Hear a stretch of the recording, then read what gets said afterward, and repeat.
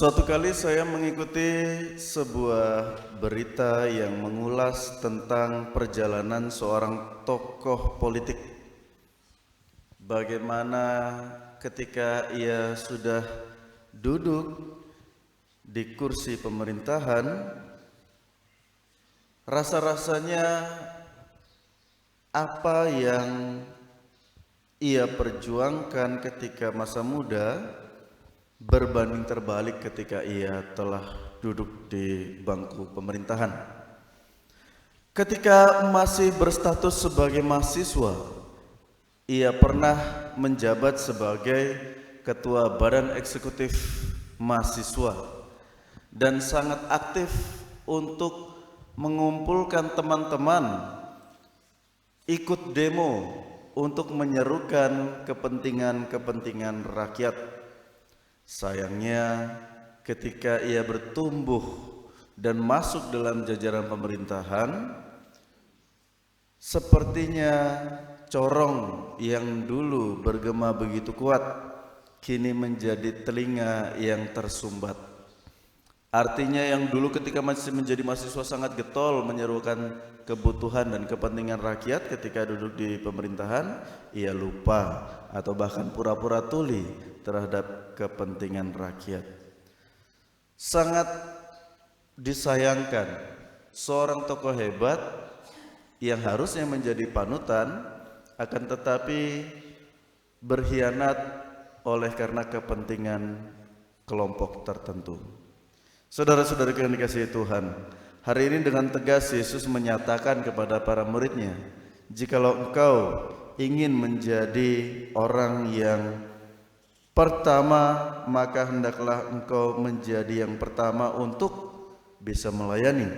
Jika engkau ingin agar posisimu diperhitungkan, maka jadilah orang yang rendah hati. Suatu kebijakan yang barangkali menurut kita aneh atau tidak sesuai dengan apa yang terjadi di dunia ini. Sebab biasanya di dunia ini orang akan berjuang untuk menggapai suatu posisi yang memiliki kuasa tertentu untuk bisa memerintah. Namun bagi Yesus, orang yang dipercaya untuk bisa memerintah adalah mereka yang mau melayani. Ya, dua sisi yang berbeda. Maka seringkali orang ditantang, apakah melalui harta dan tahta seorang dapat tetap bertahan dengan otentitas dirinya atau keaslian dirinya, atau ketika ia mulai punya banyak rezeki mulai sombong. Ada istilahnya yang disebut sebagai OKB, orang kaya baru. Mentang-mentang baru mendapat rezeki lalu kemudian pamer kepada yang lain. Tapi ketika sudah rezekinya habis mulai pinjam sana sini. Atau di sisi lain, ketika diberikan kuasa, mampukah seseorang tetap menjaga dirinya, keasliannya? Atau ketika ia diberikan suatu posisi kepemimpinan, ia memanfaatkan itu untuk keuntungan diri sendiri dan lupa terhadap kepentingan orang yang ia ayomi. Nah, inilah yang menjadi tantangan setiap kita dalam setiap zaman. Yesus mengingatkan kepada kita semua bahwa sekali lagi untuk menjadi orang besar yang diingat Tuhan, maka ia mesti menjadi orang kecil yang mau melayani.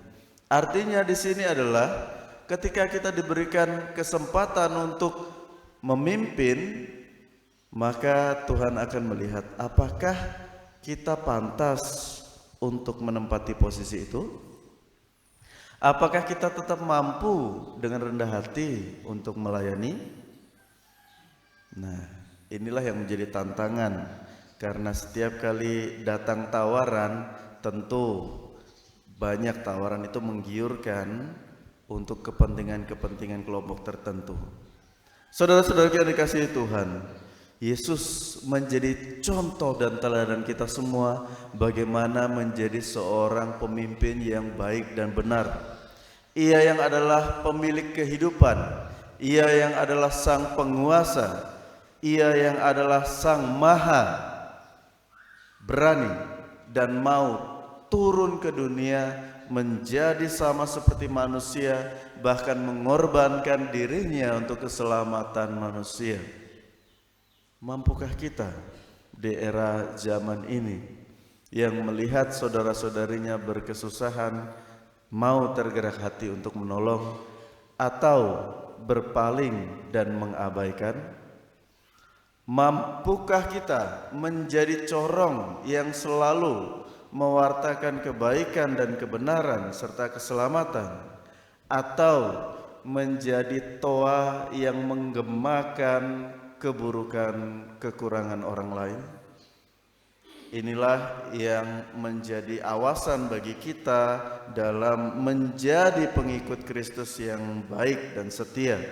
Sehingga melalui bacaan pertama kita diingatkan bahwa Tuhan geram dengan mereka yang tak pernah ingat akan jati dirinya, sehingga Allah mengancam akan membinasakan.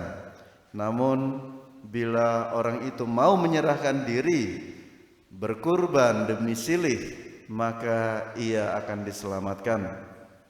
Dan juga melalui bacaan kedua melalui surat kepada orang Ibrani, sekali lagi Yesus menjadi titik fokus bagi umat beriman untuk bisa belajar dari keutamaan-keutamaan hidupnya. Kita pun hari ini diajak untuk belajar dari kerendahan hati Tuhan. Nah, terutama untuk adik-adik ini. Sekarang kalian masih bertumbuh didampingi orang tua. Ketika suatu kala kalian boleh merasakan kebebasan, apakah kalian dapat bertanggung jawab terhadap kebebasan itu? Atau justru menyalahgunakannya? Ya, orang tua tidak bisa memantau kalian 24 jam ketika terutama ada di luar daerah. Orang tua di sini berjuang untuk memberikan kebutuhan apapun yang kalian butuhkan. Apakah dengan itu anak-anak bisa menjamin apa yang dikurbankan oleh orang tua sungguh-sungguh dipergunakan dengan sebaik-baiknya? Atau sebaliknya justru digunakan untuk foya-foya saja? Nah, ini mungkin bagi adik-adik, anak-anak yang ada di luar sana, walaupun tidak ikut dalam perayaan Ekaristi ini, semoga melalui doa kita mereka terketuk hatinya untuk selalu ingat bahwa orang tua sudah berjuang di kampung, maka dimanapun mereka berada itu juga harus menjaga nama baik dan juga berjuang untuk memberikan yang terbaik melalui prestasi entah dalam studi ataupun dalam pekerjaan, sehingga dengan demikian membanggakan orang tuanya. Ketika ditanya, "Oh, anaknya itu di mana?" "Oh, kerja di tempat ini." "Oh, sudah menjadi ini." Suatu kebanggaan bagi orang tuamu. Walaupun di rumah barangkali orang tuamu tinggal di atas, tidur di atas tikar, makan nasi dan garam, tetapi yang penting adalah anak-anaknya bisa sukses. Maka anak-anak, tolong hargai perjuangan orang tuamu dan tetaplah ingat bahwa mereka sudah berjuang dengan sebaik-baiknya, maka selalu ingat mendoakan mereka. Pun juga kita selalu ingat kepada mereka yang sudah mendahului kita dalam perjuangan hidupnya, sehingga kita bisa ada di tempat saat ini dengan berkat yang kita miliki.